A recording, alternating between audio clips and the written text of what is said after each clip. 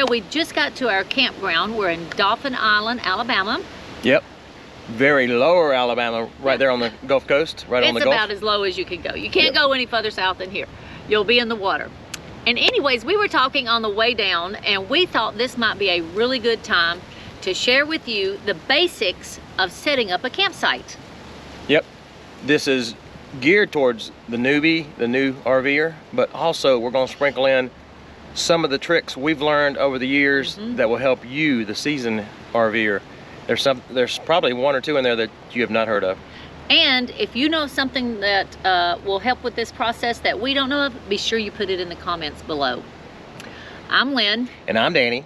Welcome to RV America. The original RV America. Now be sure you stay all the way to the end because Danny's got something he wants to share with you at the very end of the video. Let's set up camp. So the first thing we do is we look at where the utilities are. These are kind of spread out. Sometimes you'll find them close together. But we're in a kind of a triangle shaped lot, so we're not real close to these, but we'll be fine.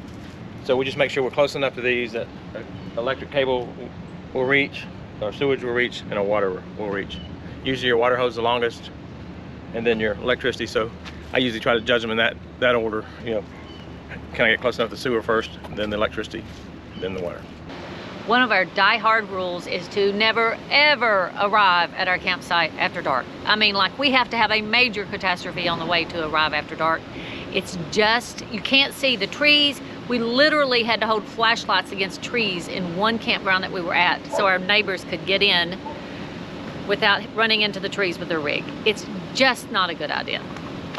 If you can help it at all, don't do it. Another thing you can do right away is determine if your slides are going to open up. A lot of people take a broomstick. We've taken a dowel, and I've marked it on the black end. That way, either, whether it's Lynn or myself, we'll know that this would go against here, and we need to be this far away from anything. We have nothing in the way, but I just wanted to show you that we have it marked which side goes against the coach and how far clearance we need. So give yourself a little bit more clearance than you need, just in case. So we know how it is. You get to a new campground and you're in a huge hurry. You want to get out and explore the area. Don't do it. Getting in a hurry will cause you problems. When we're in a hurry is when we make mistakes, and mistakes cost money.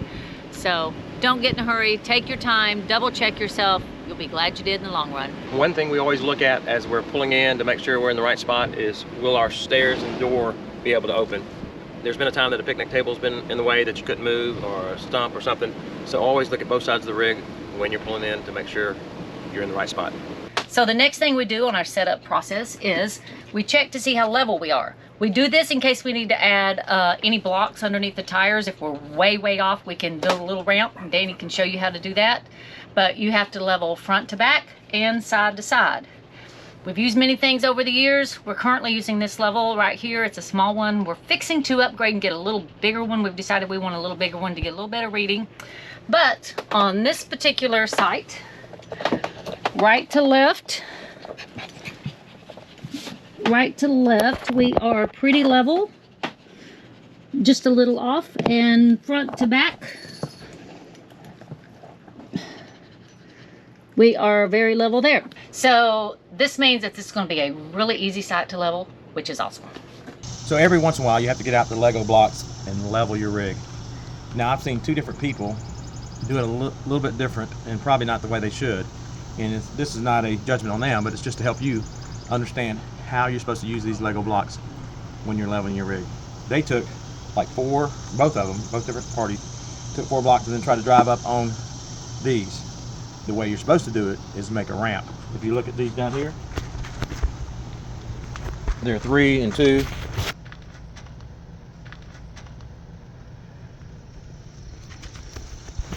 So, sometimes I have to get them higher, so I'll do 4, 3, 2, and I just try to build a ramp that you're able to roll up a little bit easier. It's a little bit easier to roll up a ramp versus a stack of 4. So once we realize that we're at fairly level, or we've had to put blocks down to make our rig level, we turn on electricity as quick as possible. As some of you know, we chase 70 degree, sometimes it's 80 like it is today, and you want to get that electricity on as quick as possible so your air conditioner start going for your pets, and just to make it cool down a little bit quicker after a drive. That's the next thing we'll do.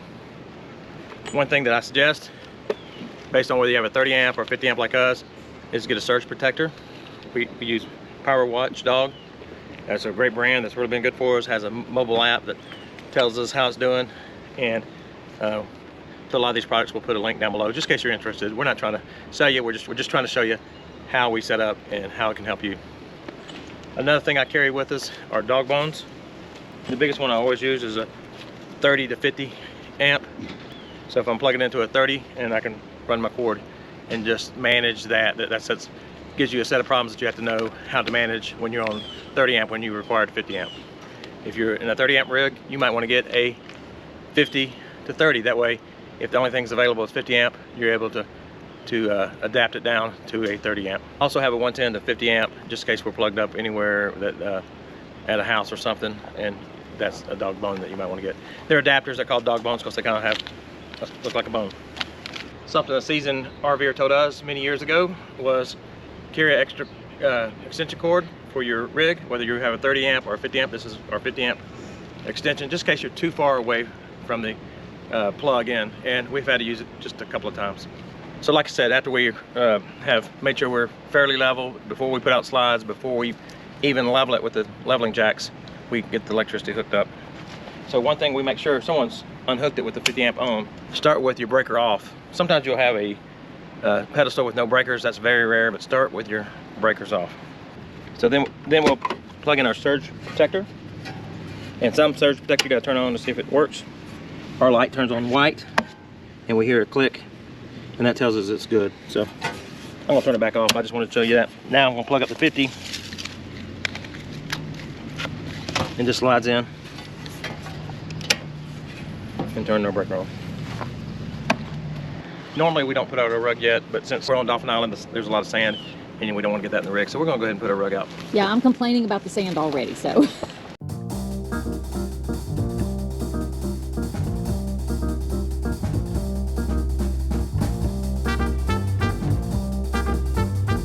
So the next thing we do is the final steps of getting it level.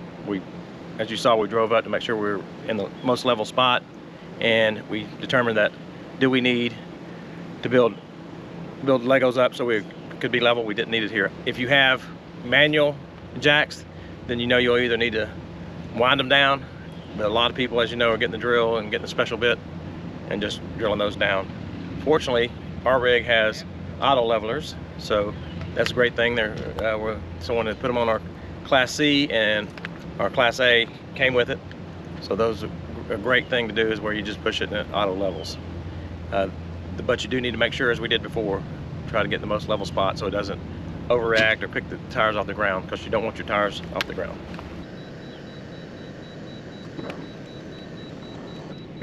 Now comes the time to get your water hooked up, and you need more than just a hose. So I want to go over a couple of things that you might need that I strongly suggest you get.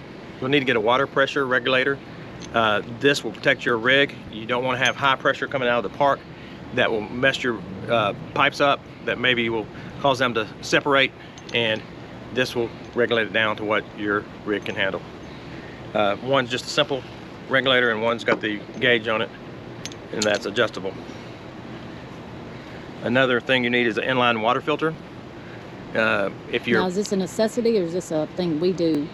This is what I would consider a necessity, because every park might have some kind of debris in their water, just because it might come out of a well or something. So this will filter those out. This might not be a necessity, but I like having a Y on the end of my hose. That way, if I need to take a hose to my sewer rinse, where I can rinse out the sewer tank, it gives me an extra one, or if I just need a water hose to do something else with. Something you might want to get is some washers for your water systems. I noticed this one, the pressure regulator didn't have one in it. It probably fell out the last time we took it off. Then I would also suggest having a pair of channel locks. Now here's something important to do. Sometimes these faucets, spigots, according to where you're from, will... That's at me, in case you didn't know. Sometimes they'll get bugs or bees up in them, and you don't want that. Or dirt just gets there off someone else's scraping it up when they're putting the hose on. So you always want to run it for just a few seconds. So now it's ready to hook up. Some people put these in different places. Some will have a hose coming off. I just usually put it right here, just especially when I only have to use one hose.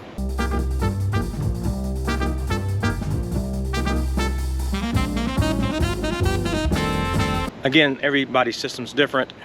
We have a Nautilus that we hook the water hose up to. I've already hooked that up. You'll need to learn your system or get the manual out to learn your system, but ours is already, hose is already hooked up. So I'm sorry the AC's running, but it's a wee bit hot in here. I feel like I have an easier time to set up than what Danny does. I have 2 slides. First thing I do before I ever put my slide out is to check both sides of it and make sure nothing has rolled during the trip and gotten behind it that will mess it up when I push a button. We also travel with 2 cats and a dog. Now Bella's always right at our feet, so she's never an issue, but I like to make sure of where both animals, both the cats are at before I do the slides out. In our old rig, Alvin would get on the bed and then get up there. He loved to ride up there, so I had to make sure he was down before I did the slide out. So that's clear. And now, so both sides are clear, so now I'm ready to push the button and get them out.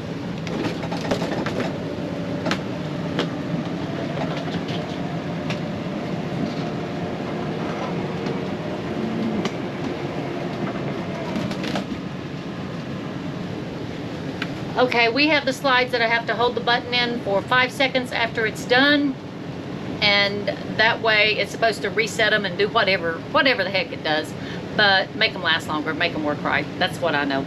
Now I've got to go check the back slide and make sure it is clear, and then I'll be ready to put it out.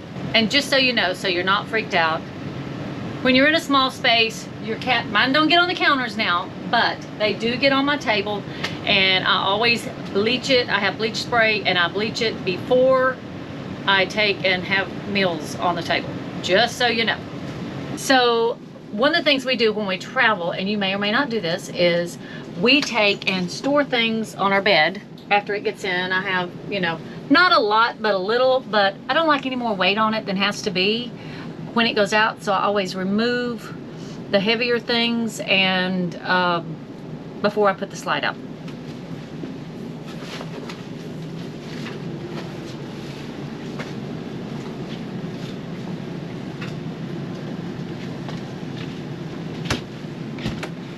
Out of curiosity, who else travels with the floor fan? Danny loves his fan, so we travel with the floor fan. Slide 2 is extending.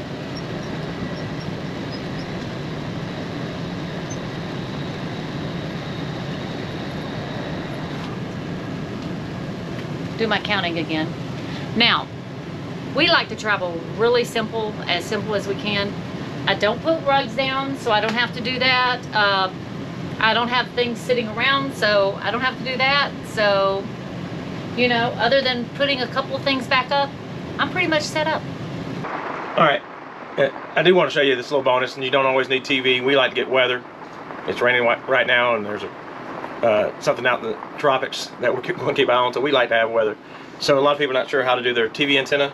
I get an app called DTV Antenna, and it shows me which way. Hold it still. If you'll look, there's the majority of the TV stations are in this direction. So it tells me which way to point my antenna.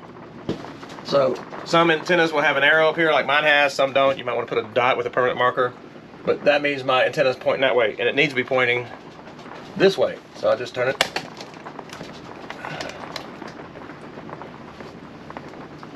Back around right there. And that gets my antenna in the correct spot. Then you take your TV and you run your channels and see how many channels the closer you are to a bigger city, the more stations you're going to get. So let's talk about hooking up your sewer and all that involves, and a few tips for that. You have a choice. You can either do it right as you get there. If you hadn't had a long day, and in our case it looked like it was about to rain, so I put it off to hook it up because our tanks are usually empty time we leave our last stop, already been washed out and cleaned, and so we didn't hook it up right away. One of the first things I suggest is get some gloves. Some people get the black latex gloves. I kind of like these. They go on easy. I carry mine in the tote. You don't want it laying around inside your rig, touching other things, contaminating things. And a couple things that we have is these collapsible.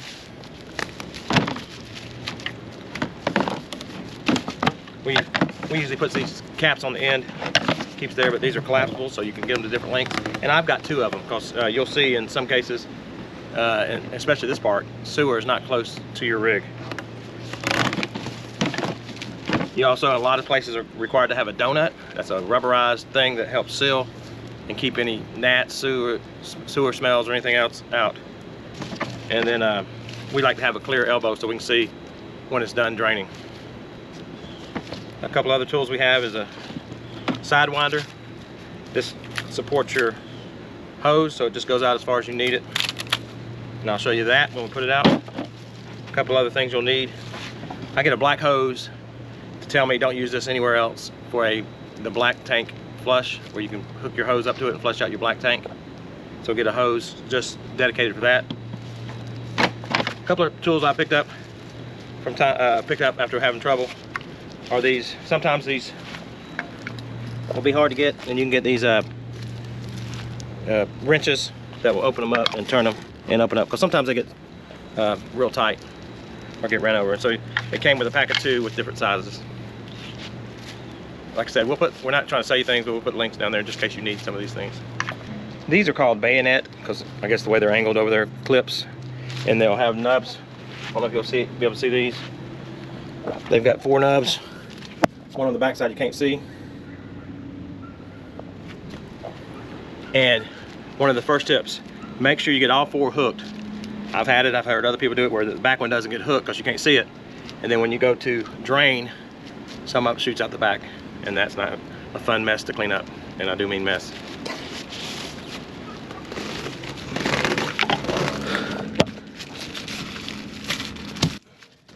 So another good thing, I didn't have to use a donut because my Rhino actually screwed into the sewer, so it's connected real well and sealed, so that's a great thing. You can see how the Sidewinder supports your hose. Another good reason for it, see how high this is? This puts it up high enough where you can drain without it having a sloped spot. So a couple of tips, and to you seasoned vets, you might know some of these, or some of them might be the first time you heard it. The one I think you probably have not heard yet is when you're about to flush the black tank, flush your gray for about 10 seconds to make sure everything's sealed and no leaks, nothing pops up. And it just gives you a test run. Don't use all your gray, because you'll need that to clean out your hose. Because you'll let your black go out, then you'll use the rest of your gray to clean out the hose. So always do that. The second tip that a lot of you heard of, but newbies you might need to be aware of, is water is your friend. A lot of people leave these open, especially if they're new.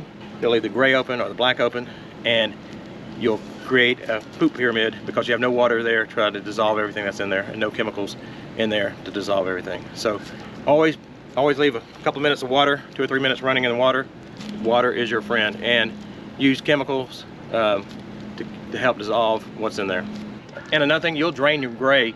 If you're staying somewhere for a week or so, you might drain your gray a couple of times. In fact, today we're going to drain our gray because we've taken several baths, bathed Bella, the wash machine's drained into the gray tank, so we're ready to drain our gray. But always do the math, because you'll need a full gray tank the day you leave or the night before you leave when you drain it, and so you can have that water to flush out your hoses. You don't want to leave the black tank stuff inside the hose. You want that gray to wash it out, because that gray, as you know, is just sink water and shower water, such as that.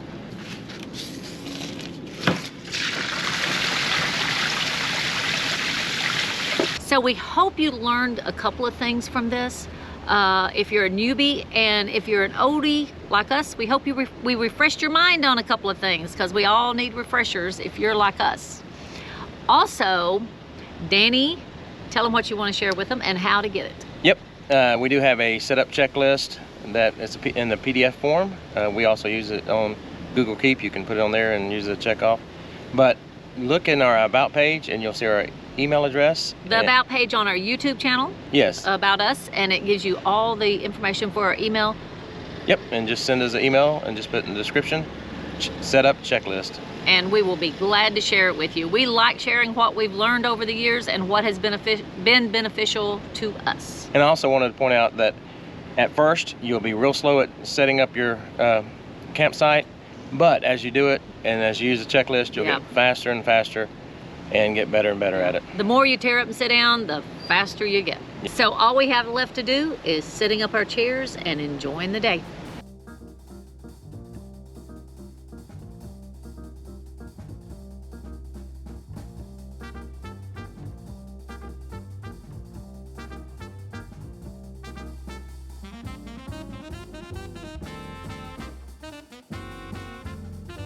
Don't forget to give us a thumbs up if you like this video. And if you want to see more in the future, hit that subscribe button and the notification bell. That way you won't miss anything. Until next time, God bless and many safe travels. And go RV, America.